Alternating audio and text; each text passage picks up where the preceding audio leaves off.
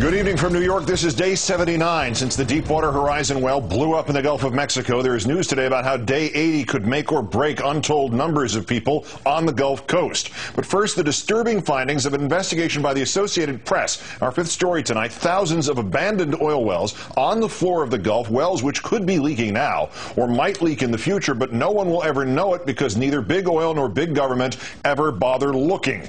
An AP analysis of government data showed that drillers have temporarily abandoned more than 3,500 wells in the Gulf, meaning when the wells proved problematic or companies decided to wait till gas prices went up, they put temporary, meaning less good, caps on them. The exact same kind of cement caps that failed to cap the Deepwater Horizon well. Some temporarily abandoned for more than 50 years now, 1,000 of them, more than a decade. Not only is Interior Secretary Salazar not inspecting any of these wells, his department would not even tell AP why it's not inspecting them, even though the Bush Interior Department concluded in 2001 that some of them might have been leaking then. Nor has the government responded so far to a coalition of hydrocarbon scientists, one of whom joins us shortly, that is asking for permission and funding, $8.5 million, to examine the well, which we know is gushing, to gauge accurately the flow rate, to assess where it's going and how its toxic components are reacting underwater. And though McClatchy newspapers reported back in May that BP had a financial incentive, namely lawsuits based on the spill rate, to not get accurate estimates, McClatchy now reports that BP wasted little time preparing for those lawsuits by retaining the very environmental experts and labs who might otherwise be available to work for plaintiffs. And last week, Countdown confirmed today several insurance companies notified the Marsh Insurance Brokerage that they will, quote, enforce time limits strictly on their policies, meaning Gulf Coast businesses that are or will be hurt by the spill's oil pollution can only get their insurance claims for it filled if they file by the deadline. What deadline? For some policies, the deadline is 5 p.m. tomorrow.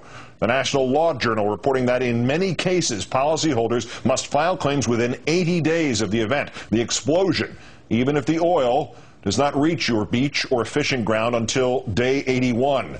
This as the oil is still making new ground, reaching Lake Pontchartrain and Texas, as we've told you. And Spill Chief Thad Allen told NBC News today it will be another 2 to 4 days until BP can hook up a third collection vessel, the Helix, that will double its collection capacity at the spill site. We're joined now by Mitch Weiss, part of the Associated Press investigative team covering the spill and one of the correspondents who broke that story about the Gulf's abandoned wells. Mr. Weiss, thanks for your time tonight. Thank you for inviting me, Keith. Can you quantify this problem? How many inactive wells in the Gulf? How many only temporarily capped? How many do we really need to worry about? Well, we were able to crunch MMS data, and we found that there are 27,000 abandoned wells. But within that, there's a subset of 3,500 temporarily abandoned wells. And those are wells that basically don't have the same kind of protection that the permanently abandoned wells have. So of those 3,500, they were been temporarily abandoned for a number of reasons. They may not be economically feasible. Some of the oil companies may be waiting for the price of gas to go up, or those wells may have been temporarily abandoned while the oil and gas companies try to gain control of those wells. Sometimes they can be out of control wells. And so really there are 3,500, the temporarily abandoned wells. And then of those, more than 1,000 of those have been temporarily abandoned for more than a year. And some of those have been abandoned for 20, 30, 40 years. And those are the ones that I think that are most at risk. And just so we're clear on this, there's no inspection of them, and there's no regulators on site to see if they've been capped or a follow-up by anybody at any point afterwards to look for leaks on any of these? No, basically, Keith, it's an honor system. As long as the oil and gas companies fill out the appropriate paperwork and they submit it to MMS, then MMS, basically takes their word that it was done right. And MMS does have guidelines about what they have to do to permanently abandon a well or temporarily abandon a well. But basically, it's an honor system. The only time MMS inspectors are out there is if they happen to be doing a field inspection of a rig at the same time one of the wells is being either permanently abandoned or temporarily abandoned. Is there any reason that the Interior Department might have to abandon the idea that the honor system works when it comes to deep water drilling or drilling in the Gulf particularly? Well, I mean, that's a good question for MMS. Of course, we posed that question to them, and they refused to talk to us. We went 2 weeks, trying to get somebody to talk to us for an interview, and all they did was say, submit your questions via email, and then they got back to us once, and they didn't get back to us for any follow-up questions.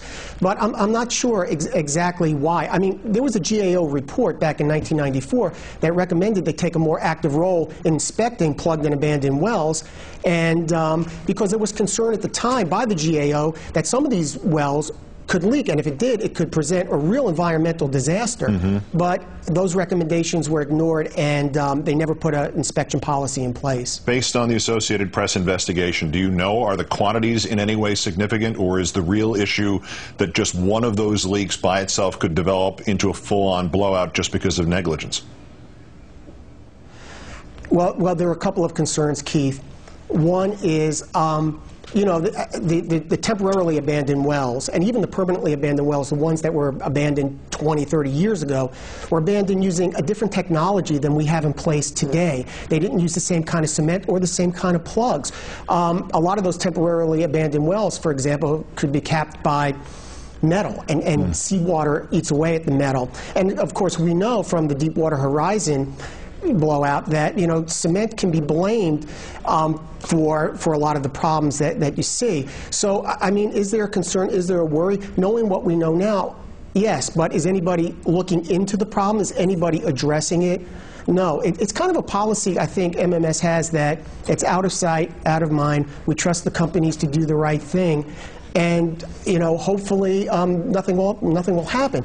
But there's always the potential that one of these abandoned wells could blow or could be leaking seriously, but nobody's watching, nobody's inspecting, so we just don't know the extent of the problem. The honor system, what could possibly go wrong? Mitch Weiss, correspondent for the Associated Press. Great reporting and great thanks for your time tonight. Thank you very much, Keith.